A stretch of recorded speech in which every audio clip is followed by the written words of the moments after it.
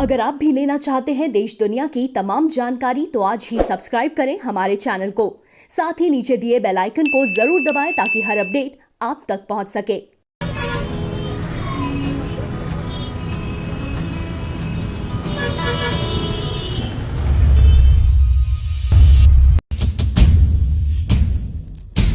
नमस्कार, प्रवास action news network के खास कार्यक्रम चाय पर समीक्षा में आप सभी का स्वागत है। इस सप्ताह राजनीतिक सामाजिक मुद्दे बहुत सारे हैं, लेकिन बात करेंगे हम सिर्फ कांग्रेस की। कांग्रेस की इसलिए क्योंकि कांग्रेस का गिरता स्वास्थ्य, कांग्रेस की गिरती साख, कांग्रेस की गिरती विश्वसनीयता चिंता का विषय है। हम एक लोकतंत्र हैं और लोकतांत्रिक प्रणाली में ये बात ठीक नहीं है कि एक ही पार्टी का हर जगह दबदबा हो, एक ही पार्टी का पूरे देश में राज हो। लोकतांत्रिक प्रणाली की मजबूती के लिए जरूरी है कि विपक्ष भी सशक्त हो, विपक्ष भी मजबूत हो। लेकिन कांग्रेस ने जिस तरीके से सत्ता में रहते हुए भी अपनी जिम्मेदारियों का निर्वहन नहीं किया, वही काम वो विपक्ष में रहते हुए भी कर रही है, जिम्मेदारियों का निर्वहन नहीं कर रही है। असल मुद्दों से कांग्रेस पार्टी भटक गई है। जो नेता कांग्रेस को आगे ले जाना चाहते हैं, कांग्रेस को मजबूत बनाना चाहते हैं, कांग्रेस के लिए कुछ ऐसे सुझाव देते हैं जिनको परख कर, जिन पर पार्टी आगे अमल करके बढ़ सकती है, कुछ अपने जो भी जिन राज्यों में गिरती जा रही है साख उसको बचा सकती है। लेकिन कांग्रेस ऐसा करना नहीं चाहती। क्यों नहीं करना चाहती, ये बड़ा सवाल है। क्या गांधी परिवार कांग्रेस रूपी दुकान को बंद कर देना चाहता है? क्यों आखिर 23 वरिष्ठ नेताओं को जो उन्होंने पत्र लिखा उनको चुप करा दिया गया और उनके खिलाफ अब षड्यंत्र शुरू हो गया है? पार्टी में एक दूसरे को अब दबाने की जो कोशिशें चल रही हैं, एक दूसरे को निपटाने की कोशिशें चल रही हैं। तो पार्टी जब आपस में ही इस अंतर्द्वंद में उलझी रहेगी, वो देश को कैसे नेतृत्व दे पाएगी और सरकार पर किस तरीके से दबाव बना पाएगी, और वो भी असल मुद्दों को लेकर। जिस तरह से कांग्रेस पार्टी चल रही है, देशवासियों में एक निराशा का भाव है कि देश की सबसे पुरानी पार्टी और वो पार्टी जिसका नेतृत्व अगर हम पिछला समय देखें तो एक से बढ़कर एक नेताओं ने किया है, और ऐसे नेता जिनकी हर भारतीय के दिल पर अमिट छाप है, उस पार्टी का आज ये हाल। और सिर्फ एक परिवार की वजह से, सिर्फ जो पार्टी की सत्ता है उसको अपने पास बनाए रखने के वजह से ये सब क्या है? आखिरकार कांग्रेस को सुध आती क्यों नहीं? कांग्रेस तो आत्ममंथन करेगी नहीं, कांग्रेस तो चिंतन करेगी नहीं। हमने सोचा आज हम ही आपके समक्ष कुछ ऐसे तथ्यों को रखते हैं, कुछ ऐसे मुद्दों को रखते हैं कि आपके समक्ष सारी चीजें ऊपर से लेकर नीचे तक क्लियर हो जाएं। सबसे पहले बात करते हैं 23 नेताओं की। आज हम ये 23 नेताओं की बात तो कर रहे हैं, लेकिन आपको बताएंगे किस तरह कांग्रेस में बन गया है स्पेशल 26। इस स्पेशल 26 रूपी आज का जो ये मंथन है हमारा, इसमें बात करेंगे हम 23 की, पहले जिन्होंने पत्र लिखा है, फिर 3 के बारे में बताएंगे और आप जोड़ पाएंगे किस तरीके से कांग्रेस स्पेशल 26 की तर्ज पर आगे बढ़ रही है। पहले बात करते हैं स्पेशल 23 की, जिन्होंने पत्र लिखा है। और पत्र लिखने वाले जो लोग हैं, पत्र लिखने वाले जो नेता हैं, उनको आप हल्के में इसलिए नहीं ले सकते क्योंकि अपने अपने क्षेत्र में उनका दबदबा रहा है। भूपेंद्र सिंह हुड्डा हरियाणा के मुख्यमंत्री रहे हैं, 3 बार मुख्यमंत्री रहे हैं, विपक्ष के नेता रहे हैं, सांसद रहे हैं और मजबूत नेता हैं। और हरियाणा में अभी जो पिछला विधानसभा चुनाव था 2019 में, अक्टूबर में जो हुआ था, उसमें कांग्रेस पार्टी ने जिस तरीके से एक शानदार वापसी की थी, उसका पूरा का पूरा श्रेय भूपेंद्र हुड्डा को जाता है। जमीनी नेता है, धाकड़ नेता है, अपने बल पर कुछ कर दिखाने की क्षमता रखने वाले नेता हैं।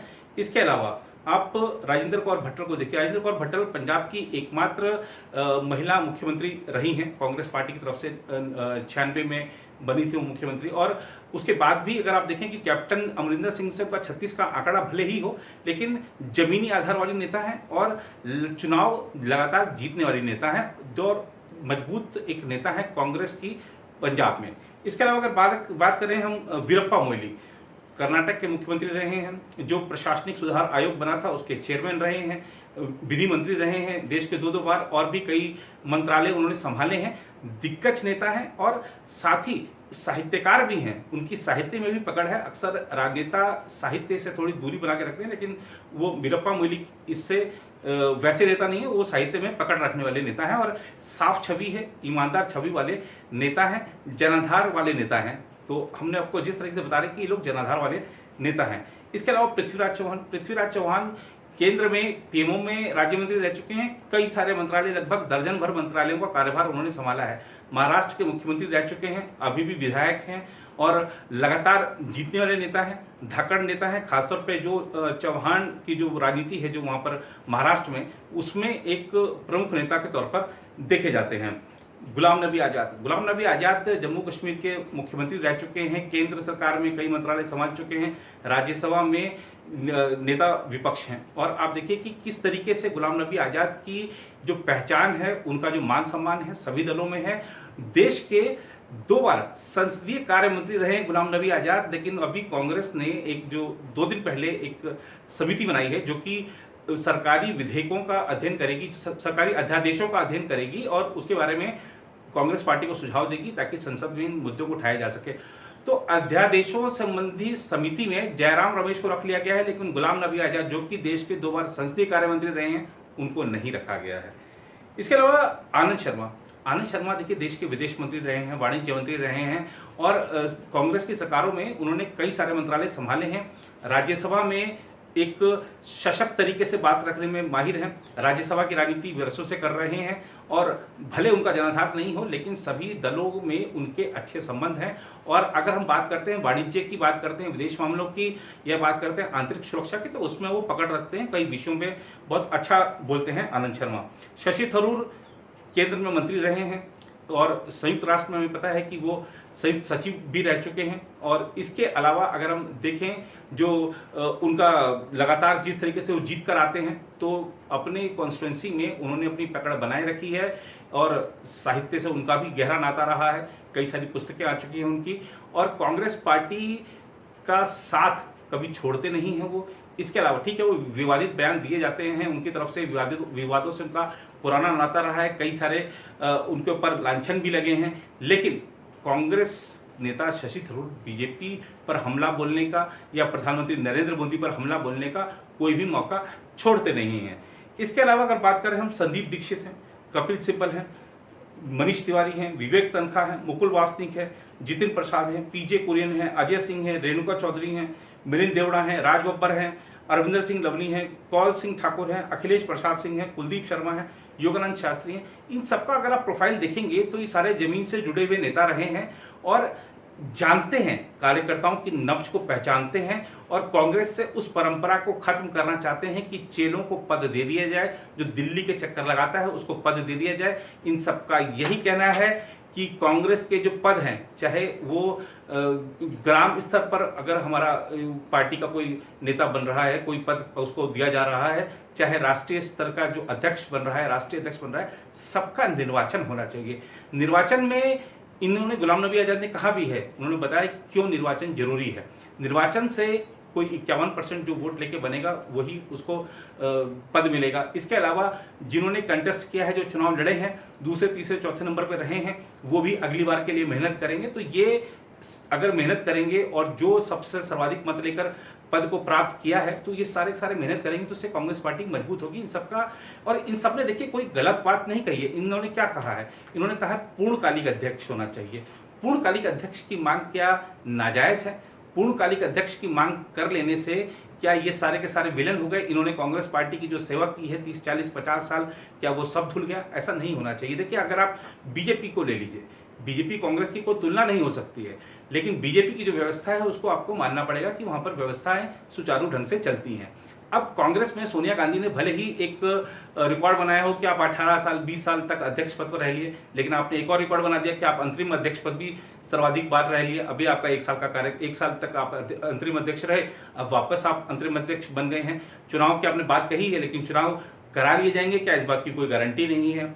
वहीं अगर हम देखें बीजेपी में, जब 2019 का लोकसभा चुनाव के परिणाम आए, अमित शाह केंद्र सरकार में मंत्री बने, उन्होंने अध्यक्ष पद छोड़ दिया था। हालांकि पार्टी ने व्यवस्था की कि जेपी नड्डा को कार्यकारी अध्यक्ष बना दिया जाए और अमित शाह कुछ समय के लिए काम देखते रहें ताकि जेपी नड्डा सब चीज़ों से वाकिफ हो जाएं।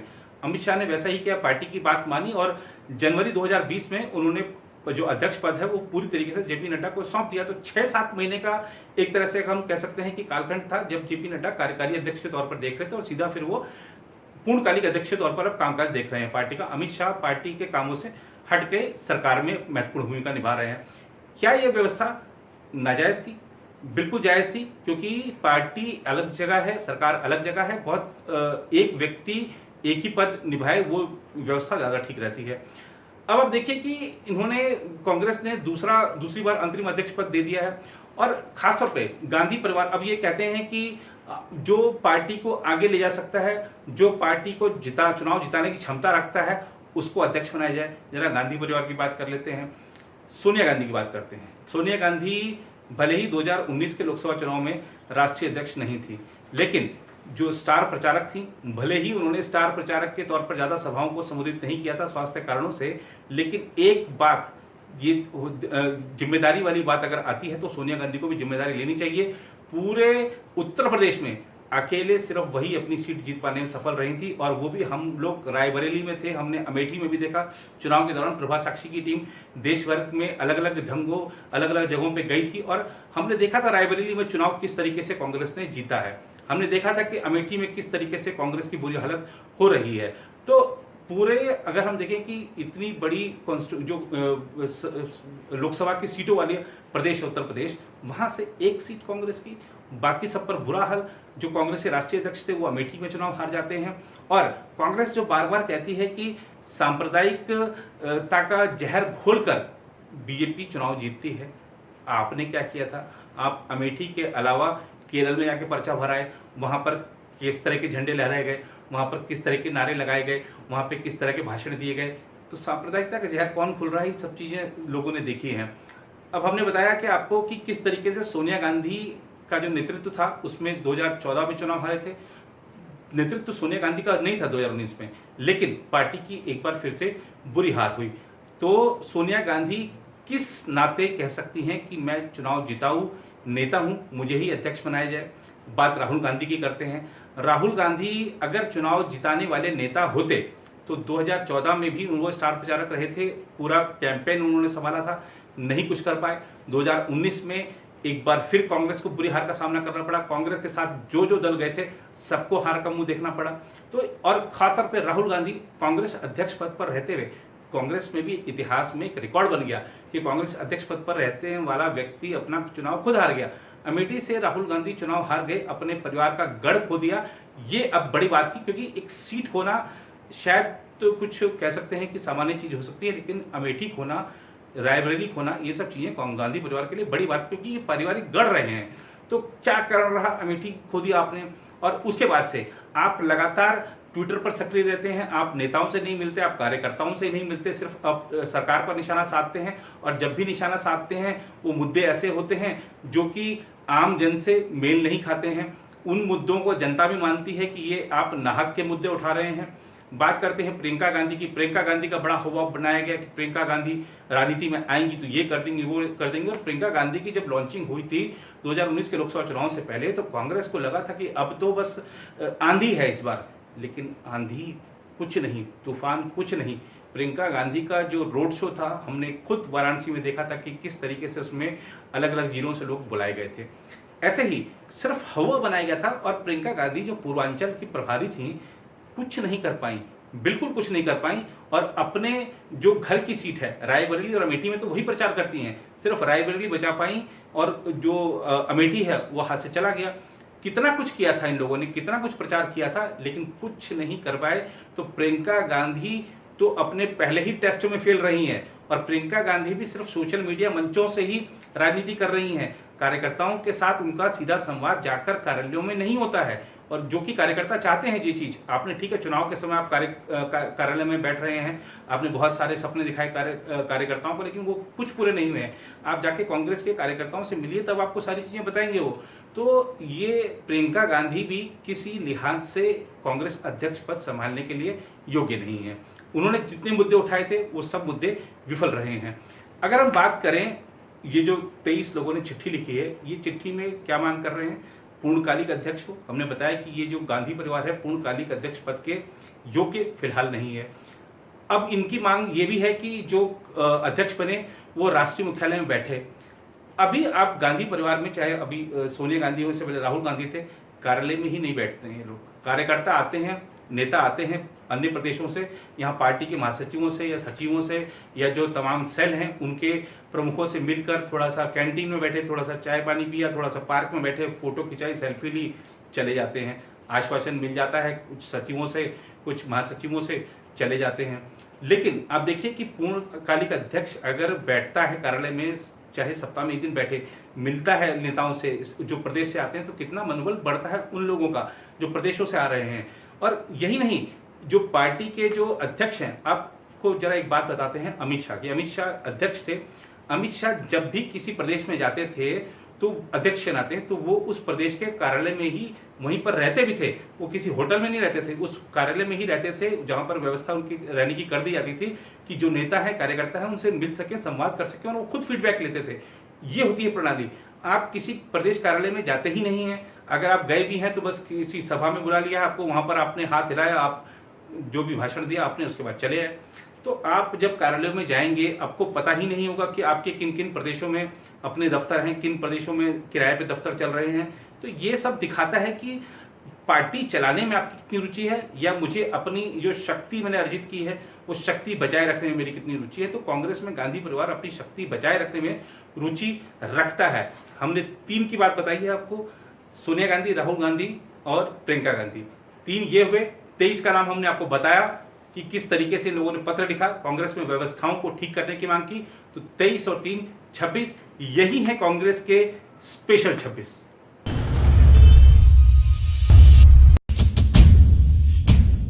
अभी जो कांग्रेस का संगठन है, जरा उसको एक बार देख लें। कांग्रेस के संगठन को देख लेते हैं कि वो कितना मजबूत है, कितना सशक्त है। अंतरिम अध्यक्ष हैं सोनिया गांधी, कोषाध्यक्ष हैं मोतीलाल वोरा, और जरा महासचिवों पर नजर डालने, सचिवों पे हम इसलिए नहीं गए कि उसमें लंबी सूची है और अधिकांश के नाम आपने शायद सुने भी नहीं होंगे, हमारे लिए भी कुछ नाम नए थे। सेलों के जो प्रमुख हैं वो सिर्फ दिखाने के लिए हैं, एक पद दे दिया जाता है किसी भी नेता को, कार्यकर्ता को, कि आप इस सेल के प्रमुख हैं। वो सेल कितना काम करते हैं ये आप हम जानते हैं। जरा महासचिवों की बात कर लेते हैं। महासचिव किसी भी पार्टी को आगे बढ़ाने में, पार्टी की जो दैनिक कार्यक्रम होते हैं, पार्टी का जो दैनिक कार्यकलाप होता है उसको मजबूत करने में, आगे बढ़ाने में सहायक सिद्ध होते हैं। गुलाम नबी आजाद हैं महासचिव। इसके अलावा हैं हरीश रावत, अजय माकन, अंबिका सोनी, केसी वेणुगोपाल, लुइजिनियो फलेरियो, मल्लिकार्जुन खड़गे, मोतीलाल वोरा, मुकुल वासनिक, ओमान चांडी और प्रियंका गांधी वाड्रा। गुलाम नबी आजाद काफ़ी समय से राज्यसभा की राजनीति कर रहे हैं। इसके अलावा हरीश रावत पिछला विधानसभा चुनाव भी हार चुके हैं और लोकसभा चुनाव भी हार चुके हैं। अजय माकन लगातार लोकसभा चुनाव हार रहे हैं, विधानसभा चुनाव हार रहे हैं। इन्हें हाल ही में राजस्थान का प्रभारी बनाया गया है। अंबिका सोनी राज्यसभा की राजनीति करती हैं। केसी वेणुगोपाल इस बार 2019 का लोकसभा चुनाव ही नहीं लड़े थे। लुइजिनियो फलेरियो गोवा के पूर्व मुख्यमंत्री हैं और 7वीं बार विधायक हैं, लेकिन अगर आप देखेंगे कि ओवरऑल राष्ट्रीय स्तर पर इनकी कोई खास पहचान है नहीं। मल्लिकार्जुन खड़गे अपना लोकसभा चुनाव हार गए थे, अब राज्यसभा के जरिए संसद में प्रवेश किया है। मुकुल वासनिक भी राज्यसभा की राजनीति कर रहे हैं। मोतीलाल वोरा 92 साल से ऊपर के हैं और राज्यसभा की राजनीति कर रहे हैं, हालांकि ये मुख्यमंत्री भी रहे हैं, राज्यपाल भी रहे हैं, केंद्रीय मंत्री भी रहे हैं। ओमन चांडी केरल के पूर्व मुख्यमंत्री हैं। इसके अलावा प्रियंका गांधी वाड्रा का जो भी करिश्मा है वो देश देख चुका है, कांग्रेस पार्टी देख चुकी है। जिस तरीके का हवा बनाया गया था वो सारा फुसफुसाकर रह गया है। जरा बात करते हैं कांग्रेस संगठन की। कांग्रेस का वर्तमान संगठन पार्टी को आगे ले जाने में, चुनाव को जिता पाने में नाकाम है, ये बात कही है वीरप्पा मोइली ने। क्या गलत कहा है वीरप्पा मोइली ने? जो भी गलत कहता है या सुझाव देता है, आप उसको क्यों गलत मान लेते हैं? जो गलत कह रहा है उसको पार्टी में आगे बढ़ाया जाता है, जो सुझाव दे रहा है उसको किनारे करने का षड्यंत्र रचा जाता है। जितिन प्रसाद ने कुछ मुद्दे उठाए थे और इस पत्र पर हस्ताक्षर किया था, लेकिन इस जितिन प्रसाद को, जो कि केंद्र में मंत्री भी रहे हैं और सांसद भी रहे हैं, आप देखिए कि एक युवा नेता हैं, इनको साइडलाइन किया जा रहा है। लखीमपुर खीरी, जिस जिले में इनका राजनीतिक वजूद है, वहाँ की जो जिला इकाई है कांग्रेस की, उसने इन पर अनुशासनात्मक कार्रवाई की सिफारिश कर दी है, जिस पर कपिल सिब्बल ने साफ साफ कहा है कि सर्जिकल स्ट्राइक करनी है तो जरा बीजेपी पे करिए, अपनों पे ही सर्जिकल स्ट्राइक क्यों हो रही है? ये दिखाता है कि कांग्रेस पार्टी किस कदर खींची हुई है, क्योंकि गांधी परिवार को पहली बार चुनौती मिली है। और गांधी परिवार को चुनौती मिली है तो चमचे सारे खड़े हो गए हैं दिग्विजय सिंह कह रहे हैं कि गांधी परिवार को के लिए ऐसा पत्र नहीं लिखना चाहिए था। कमलनाथ कह रहे हैं ऐसा पत्र नहीं लिखना चाहिए था। जो मुख्यमंत्री हैं कांग्रेस के वो कह रहे हैं ऐसा पत्र नहीं लिखना चाहिए था, पार्टी मंच पर बात उठानी चाहिए थी। तो पार्टी मंच पर ही तो बात उठाई गई है। ये पत्र किसने लीक किया, इसकी जांच होनी चाहिए। क्या इन लोगों ने लीक किया या किसने लीक किया? और अगर लीक किया भी है तो राजनीति में पारदर्शिता क्यों नहीं हो सकती है? राजनीति में या कार्य समितियों की बैठकों में राजनीतिक दल किन विषयों पर चर्चा कर रहे हैं ये बात जानने का हक जनता को क्यों नहीं है? अगर कांग्रेस का ये जो आत्ममंथन का एक प्रयास किया गया था, इस आत्ममंथन का जानकारी जनता को लग गई, मीडिया को लग गई, तो कौन सा पहाड़ खड़ा हो गया, कौन सा पहाड़ टूट गया? ये दिखाता है कि आपकी मंशा कुछ और है, दिखाने वाले दांत कुछ और हैं, खाने वाले कुछ और हैं। ये चीजें जो हैं कांग्रेस को बर्बादी की ओर ले जा रही है, जिससे पार्टी को जल्द से जल्द देखना होगा कि किस तरीके से इस पर पार पाया जा सके। अब जरा कांग्रेस के उन प्रभारियों पर चर्चा कर लेते हैं जिनको जिम्मेदारी दी गई है कि आप प्रदेशों में पार्टी को मजबूत बनाएं, और प्रदेशों में पार्टी मजबूत होगी तो राष्ट्रीय स्तर पर अपने आप मजबूत हो जाएगी। जरा प्रदेशों की आपको लिस्ट सुनाते हैं कि पहले बात करते हैं, कुछ नाम लिए हमने जो खासतौर पर महत्वपूर्ण प्रदेश हैं। हालांकि किसी भी राजनीतिक दल के लिए सभी राज्य हैं महत्वपूर्ण हैं, लेकिन जहां से कुछ सीटें ज्यादा बड़ी संख्या में आती है हम जरा उनकी बात कर लें। उत्तराखंड में है अनुग्रह नारायण सिंह। क्या हाल है पार्टी का वहां पर? अब देखिए कि बुरी हार हुई थी विधानसभा चुनाव में, लोकसभा चुनाव में एक भी सीट नहीं मिली। अभी जो पंचायत के चुनाव हुए थे उसमें भी कांग्रेस की बुरी गत हुई। तो दिखाता है कि क्या कर रहे हैं वहां पर अनुग्रह नारायण सिंह।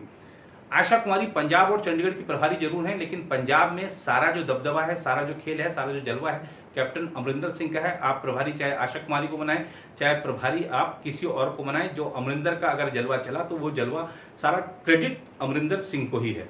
इसके अलावा गौरव गोगोई हैं पश्चिम बंगाल में, अंडमान निकोबार, सिक्किम और मणिपुर में। पश्चिम बंगाल में पार्टी का क्या हाल है, सिक्किम में क्या हाल है, मणिपुर में किस तरह से कांग्रेस का बैंड बजा हुआ है, ये सब जानते हैं। सिक्किम में पार्टी का नामो निशान भी नहीं है।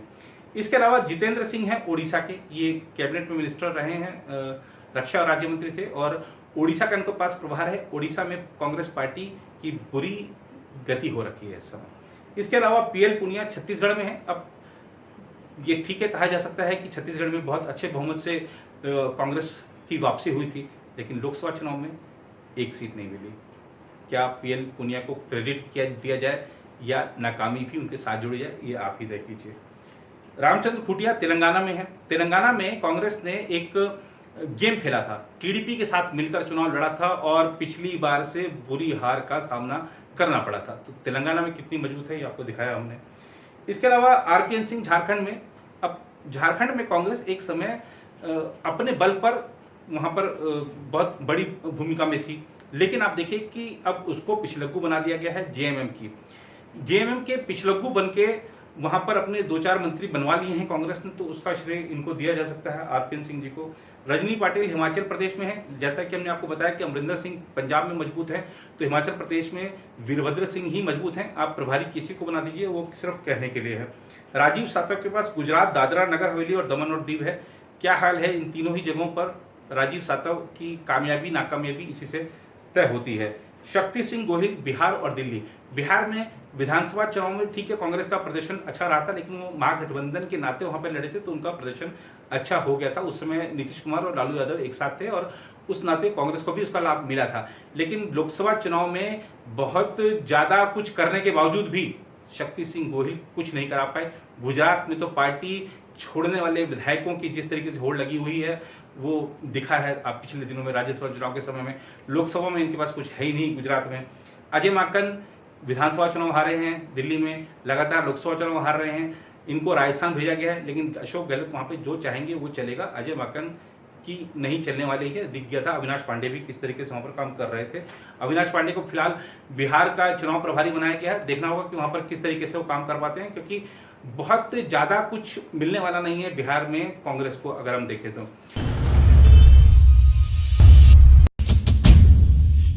उधर जरा कांग्रेस छोड़कर जाने वाले नेताओं का हश्र देख लेते हैं कि वो पार्टी छोड़कर गए तो क्या पार्टी को नुकसान हुआ या वो नुकसान में रहे। हम देखें गांधी परिवार से सामना करने वाले, गांधी परिवार के आगे न झुकने वाले 4 नेता, मोरारजी देसाई, विश्वनाथ प्रताप सिंह, चंद्रशेखर और चौधरी चरण सिंह तो देश के प्रधानमंत्री तक बने। इसके अलावा आपको अभी की जो सरकार है, मोदी कैबिनेट है, उसमें भी कई ऐसे नेता मिल जाएंगे जो कि कांग्रेस छोड़कर इस सरकार में शामिल हुए हैं, इस सरकार में निर्वाचित होकर जनता के द्वारा चुने गए, उसके बाद सरकार में उनको शामिल किया गया। ऐसे बहुत सारे नेता हैं, बीजेपी में ऐसे कई सारे सांसद भी हैं। तो कांग्रेस छोड़कर और खासतौर पे गांधी परिवार के आगे ना झुकने का जो जनता ने इनाम भी दिया है, ऐसा नहीं है कि गांधी परिवार की आप हर बात मानते रहेंगे और ये सोचकर कि जनता ने हमें सिर्फ यहीं पे परिवार की सेवा करने के लिए भेजा है तो हम उसी में ही बंधे रहें, ऐसा कुछ नहीं है। उदाहरण सामने है। इसके अलावा आप देखिए कि कांग्रेस युवाओं को कितना तवज्जो देती है। ज्योतिरादित्य सिंधिया ने कुछ मुद्दे उठाए, लेकिन उनको किस तरीके से साइडलाइन किया जा रहा था और वो पार्टी में बिल्कुल दबाव महसूस कर रहे थे। उसके बाद वो पार्टी छोड़कर बाहर आ गए और आज बीजेपी में अच्छी पोजीशन पे हैं। सचिन पायलट ने कुछ मुद्दे उठाए तो उनको बिल्कुल, चाहे डिप्टी सीएम की पोस्ट थी, चाहे प्रदेश कांग्रेस अध्यक्ष पद से हटा दिया गया, झटके में हटा दिया गया और अब उनको भी अपनी शर्तों पर कांग्रेस ने वापस लिया है। सचिन पायलट की कुछ नहीं सुनी गई है। अब देखना होगा कि आगे आने वाले दिनों में उनसे जो वादे किए गए हैं वो पूरे होते हैं या नहीं। इसके अलावा आप देखिए कि कांग्रेस के जो युवा नेता हैं, आप जितिन प्रसाद के साथ जैसा व्यवहार हो रहा है, मिलिंद देवड़ा के साथ किस तरीके से पार्टी व्यवहार कर रही है, उनके द्वारा ये उठाए गए मुद्दों को कितनी तवज्जो दी जाती है और जिस तरीके से कुछ नेता आरोप लगाते हैं कि पार्टी में युवा नेताओं को इसलिए नहीं आगे बढ़ने दिया जाता कि कहीं वो अपनी कार्य क्षमता से, अपनी बौद्धिक क्षमता से राहुल गांधी से आगे ना निकल जाएं। तो पार्टी में अगर कोई युवा है और पार्टी में अगर युवा का पद, युवराज का पद किसी के पास है तो वो राहुल गांधी के पास ही है, ऐसी व्यवस्था वहां लगती है। आप देखिए कि कितने प्रदेश अध्यक्षों ने वहां पर कांग्रेस को छोड़ा है। रीता बहुगुणा जोशी प्रदेश कांग्रेस अध्यक्ष पद पर थी, छोड़ा, बीजेपी में आई, पहले यूपी सरकार में मंत्री बनी, अभी सांसद हैं प्रयागराज से। इसके अलावा आप देखिए कि हरियाणा के चुनाव के मौके पर किस तरीके से जो अशोक तंवर थे वो पार्टी छोड़ गए, त्रिपुरा में प्रदेश कांग्रेस अध्यक्ष ने पार्टी छोड़ी थी। ऐसे ही जो उदाहरण हैं आपको विभिन्न प्रदेशों में मिल जाएंगे और सिटिंग जो पार्टी प्रेसिडेंट हैं वो तो हैं ही पार्टी छोड़ने वालों में, लेकिन ऐसे भी हैं जो पूर्व में अध्यक्ष रहे हुए हैं, सांसद रहे हुए हैं। ऐसे तो बहुत सारी संख्या होती है और ऐसा हर पार्टी में होता है। लेकिन कांग्रेस को ध्यान देना चाहिए कि क्यों झारखंड में अजय कुमार, जो कि एक पार्टी के लिए एक रत्न की तरह थे, क्यों छोड़ने पर मजबूर हो जाते हैं पार्टी को। किसी को, हर एक को पद का लालच नहीं होता है, कुछ सिद्धांत भी होते हैं, सिद्धांतों के आधार पर भी पार्टी चलती है। गांधी नाम केवलम से कुछ नहीं होगा और इंदिरा गांधी जैसे चेहरे मोहरे वाला कोई व्यक्ति है वो करिश्मा कर सकता है, ऐसा कुछ नहीं होता। किसी का हम शक्ल हो जाना, उस तरह के नेतृत्व, उस तरीके के जो राजनीति, उस तरीके के जो सिद्धांत हैं उसकी गारंटी नहीं होता है और ये सब कांग्रेस को समझना चाहिए। अभी भी समय है और आप देखिए कि समय का जब बात आ गई तो जरा समय भी कांग्रेस कितना गंवाती है, जरा इसका उदाहरण ले लीजिए। कांग्रेस ने अभी एक दिन पहले लोकसभा में उपनेता अपने संसदीय दल का तय किया है, सचेतक, उप सचेतक तय किए हैं। एक साल से ज्यादा, 1.25 साल के करीब लग गया कांग्रेस को तय करने में कि लोकसभा में उनके संसदीय दल का जो उपनेता है वो कौन होगा। ये क्या दर्शाता है, कांग्रेस किस दिशा में जा रही है, कांग्रेस किस दशा में है, इसका स्वतः आभास हो जाता है। राहुल गांधी हो, सोनिया गांधी हो, प्रियंका गांधी हो, आप ट्विटर पे वीडियो रिलीज किए जा रहे हैं, जनता से आप कितना मिल रहे हैं। लॉकडाउन में आपने 1-2 बार आप गए हैं, आपने जो प्रवासी श्रमिक जा रहे थे उनके साथ फोटो खिंचा ली है, उनके साथ वीडियो बना लिया है, उनके मुद्दे उठा दिए हैं, उस पर डॉक्यूमेंट्री रिलीज कर दी है। इन सब से राजनीति नहीं चलती है। ये भारत की राजनीति जो है उसको समझने के लिए जमीन पर उतरना पड़ता है और जमीन पर नहीं उतरकर आप डिजिटली नजर आएंगे तो जनता भी आपको फिर डिजिटल तक ही सीमित रखेगी, ये समझ लेने वाली बात है। तो कांग्रेस को आत्ममंथन करना चाहिए, चिट्ठी लिखने वाले नेताओं पर कार्रवाई से बचना चाहिए। अगर ये नेताओं पर कार्रवाई की गई तो भविष्य में कोई नेता सुझाव के नहीं देगा और जो आज जो चेले चपाटे जिस तरीके से गांधी परिवार के साथ खड़े हो रहे हैं उनके मन में भी ये भाव आएगा कि कल को हमारा भी नंबर हो सकता है। जो नेताओं ने पत्र लिखे हैं, अगर वो अपनी व्यथा दर्शा रहे हैं कि हमने तो नेतृत्व को चुनौती नहीं दी, हम तो सिर्फ सुझाव दे रहे हैं, हम जो काम कर रहे हैं हमारे लिए पार्टी नहीं देश बड़ा है, हमारे पर सर्जिकल स्ट्राइक मत करिए, वहाँ पर सर्जिकल स्ट्राइक करिए, ये दिखाता है कांग्रेस किस दशा में है। कांग्रेस को सुधार की और कांग्रेस को तत्काल वैक्सीन की जरूरत है। ये एक जो महामारी इसका दौर चल रहा है इस समय, कांग्रेस को भी के लिए भी कहा जा सकता है कि वो महामारी के दौर से गुजर रही है। पार्टी को नीति और नेतृत्व दोनों बदलनी होंगे, तभी पार्टी आगे के लिए अपना रास्ता तय कर पाएगी और ठीक है, सत्ता कब मिलेगी, सत्ता मिलेगी नहीं मिलेगी, ये जनता को तय करना है। आपको जनता ने अभी विपक्ष की जिम्मेदारी सौंपी है, उस विपक्ष की जिम्मेदारी को पूर्णतः ईमानदारी के साथ निभाइए, तभी शायद आगे की राह प्रशस्त हो। और इसमें ध्यान रखना होगा कि एक परिवारवाद को अगर आप छोड़कर आगे बढ़ते हैं तो ये आपके लिए एक नई शुरुआत की तरह होगा। इन लोगों ने जो मुद्दे उठाए हैं उन मुद्दों पर गौर करके स्पेशल 26, क्योंकि इन 23 लोगों ने मुद्दे उठा दिए हैं, इन तीनों को, राहुल गांधी, सोनिया गांधी, प्रियंका गांधी, इन तीनों को तय करना है कि पार्टी आगे किस दिशा में जाए। गांधी परिवार, क्योंकि उसके पास पूरी पावर है कांग्रेस की, तो इन तीनों ने अगर तय कर लिया तो कांग्रेस उसी दिशा में जाएगी। तो इन स्पेशल 26, आज का हमारा जो एपिसोड था स्पेशल 26 का था, तो ये कांग्रेस के जो स्पेशल 26 है ये कांग्रेस पार्टी को आगे ले जाए, मजबूत बनाए, और लोकतंत्र के लिए यही हित में होगा। फिलहाल आज के कार्यक्रम में इतना ही। अगले सप्ताह आपके साथ फिर जुड़ेंगे किसी नए विषय के साथ। तब तक के लिए धन्यवाद।